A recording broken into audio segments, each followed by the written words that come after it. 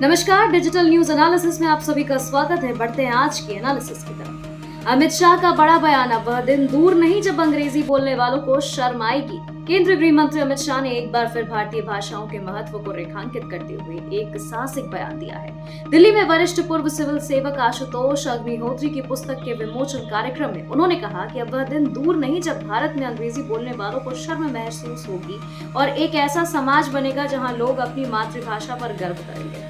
शाह ने भारतीय भाषाओं को देश की आत्मा और संस्कृति का गहना बताते हुए कहा कि इनके बिना भारत की कल्पना अधूरी है। उन्होंने जोर देकर कहा कि आत्मनिर्भर भारत का सपना तभी साकार होगा जब हम अपनी भाषाओं को प्राथमिकता में रखें। गृह मंत्री ने यह भी कहा कि दुनिया में कोई भी देश अपनी पहचान किसी विदेशी भाषा में नहीं बनाता।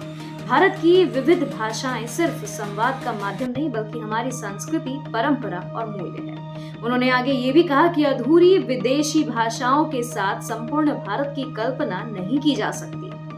वहीं अमित शाह ने समाज से आह्वान किया कि आत्मविश्वास के साथ अपनी मातृभाषा का प्रयोग करें, चाहे वह शिक्षा हो, शासन हो या शोध का क्षेत्र। उन्होंने यह भी स्वीकार किया कि यह परिवर्तन आसान नहीं होगा, लेकिन उन्होंने भरोसा जताया कि भारतवासी इस चुनौती को स्वीकार करेंगे। उन्होंने शिक्षा नीति में बदलाव को इस दिशा में एक सकारात्मक कदम बताया। उन्होंने कहा कि नई शिक्षा नीति में मातृभाषा को शिक्षा का माध्यम बनाने का निर्णय भारतीय भाषाओं को सशक्त करने की दिशा में एक ऐतिहासिक पहल है।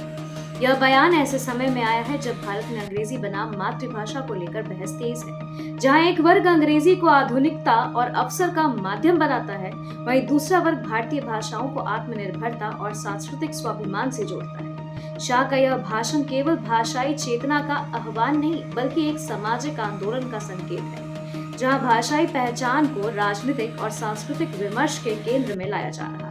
आने वाले समय में यह देखना रोचक होगा कि यह विचारधारा जनमानस को कितना प्रभावित करती है और भारतीय भाषाओं की स्थिति में कैसा परिवर्तन लाती है।